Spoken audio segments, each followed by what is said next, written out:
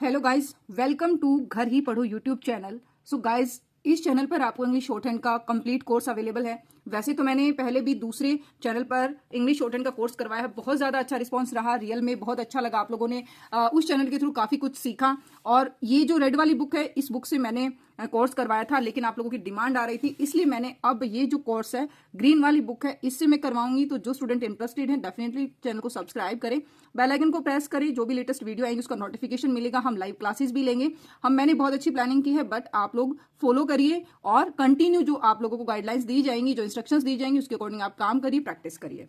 तो चलिए अब हम कुछ बात करते हैं। टॉपिक्स मैंने कुछ डिसाइड किया। आप लोगों की क्वेरी आ रही थी, क्वेश्चंस आ रहे थे कि जैसे कि जो न्यू स्टूडेंट्स होते हैं उन लोगों को नहीं पता होता कि शॉर्ट हैंड क्या होती है, इसका क्या स्कोप है, इसको कैसे सीखा जाता है, क्या नीड होती है, कितना टाइम लगता है, लाइक दिस टाइप के क्वेश्चंस माइंड में आते हैं। तो मैं इन कुछ क्वेश्चंस मैंने यहाँ पर नोट डाउन किए, मैं इनका आप लोगों को रिप्लाई करूंगी।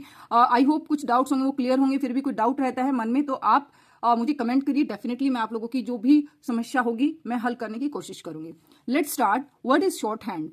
शॉर्ट हैंड एक लैंग्वेज है, जैसा कि हमने पहले वाली वीडियो में भी डिस्कस किया था कि शॉर्ट हैंड एक लैंग्वेज है, जैसे कि हिंदी, इंग्लिश। बट ये जो शॉर्ट हैंड है इसको हम बोल नहीं सकते, ये जस्ट एक लैंग्वेज है जिसको हम सुनकर और लिखते हैं।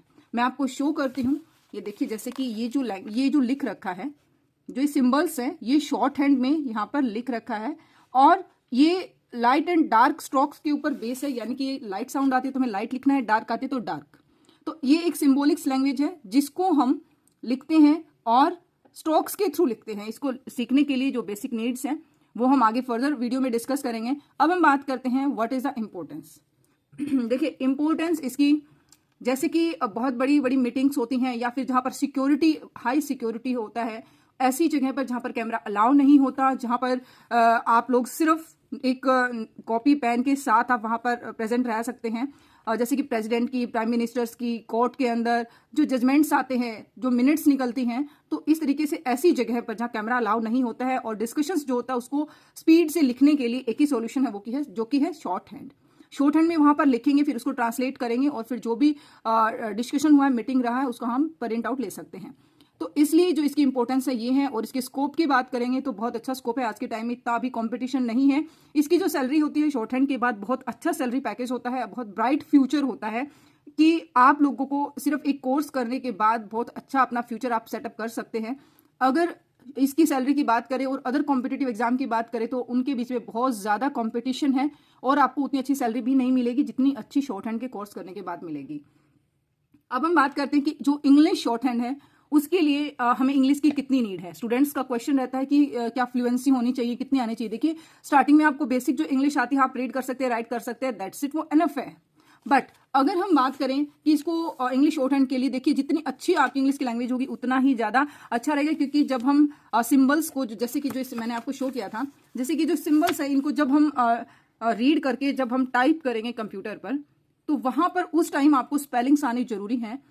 अगर ऐसा नहीं है कि आपको बिल्कुल ही नहीं आती तो फिर थोड़ा डिफिकल्ट हो जाएगा। अगर आपको थोड़ी बहुत भी इंग्लिश आती है तो आप इजीली इस लैंग्वेज को कर सकते हैं। इंप्रूव करना बहुत डिफिकल्ट टास्क नहीं है, डे बाय डे हम इसको इंप्रूव कर सकते हैं। जैसे कि जो भी आपको डेली टास्क दिया जाता है, जो एक्सरसाइजेस दी जाएंगे प्रैक्टिस के लिए, आपको अच्छे से प्रैक्टिस करनी है। और उसके बाद उनको आप, जो भी आपकी मिस्टेक्स निकलती हैं, आप उसके लिए एक सेपरेट नोटबुक बनाएंगे, उसके अंदर आप उस वर्ड को लिखेंगे और उसकी स्पेलिंग वहां से लर्न करेंगे, उसका मीनिंग लिखेंगे। और बेटर रहेगा कि कैंटोनिम और सिनोनिम साथ में लिखेंगे, तो उससे इंप्रूव आपकी इंग्लिश डेफिनेटली हो जाएगी और बहुत ही शॉर्ट टाइम में आपको स्पेशल कोई उसके ऊपर काम भी नहीं करना पड़ेगा। तो इसलिए बहुत इजी है। और कई स्टूडेंट्स का क्वेश्चन रहता है कि हिंदी हम सीखें या फिर इंग्लिश, कौन सा बेटर रहेगा। देखिए, ये चॉइस आपकी है, बट जो लैंग्वेज है इंग्लिश में सीखना ज़्यादा ईजी है एज कंपेरिजन टू हिंदी। और जो इंग्लिश में है यहाँ पर थोड़ा सा बस एक्यूरेसी का रहता है स्टूडेंट्स को कि जो स्पेलिंग्स हैं वो आप लोगों को लर्न करनी है, जो कि डे बाय डे हो जाएंगी, कोई ज़्यादा बड़ा टास्क नहीं है। अब हम बात करते हैं कि इस कोर्स को कंप्लीट करने के लिए कितना टाइम की हमें नीड होगी। इस कोर्स को कंप्लीट करने के लिए अगर बेसिक की बात करेंगे तो हमें लगभग 3 to 4 मंथ एनफ है। आप अच्छे से प्रैक्टिस करेंगे तो 3 से 4 महीने के अंदर आप कंप्लीट कोर्स को कर सकते हैं। और अगर हम बात करें कंप्लीट कोर्स की कि एग्जाम लेवल पे आप कितने टाइम में प्रिपरेशन कर सकते हैं, तो वहाँ के लिए अप्रोक्स आपको 9 to 12 मंथ लग जाते हैं। स्पीड डिक्टेशन के लिए 80+ अगर आपको स्पीड लेकर आनी है तो आपको 9 to 12 मंथ का टाइम लग जाता है। बट इसके अंदर आप लोगों को प्रैक्टिस अच्छे से करनी होगी, उसके बाद ही पॉसिबल है। तो गाइज आज के इस वीडियो को हम यहीं खत्म करते हैं। कोई डाउट है तो कोई क्वेरी है, क्वेश्चन है तो आप डेफिनेटली मुझे कमेंट करिए, मैं आप लोगों का जितना हो सकेगा सपोर्ट करूंगी। Keep watching, keep practice. Thanks for watching.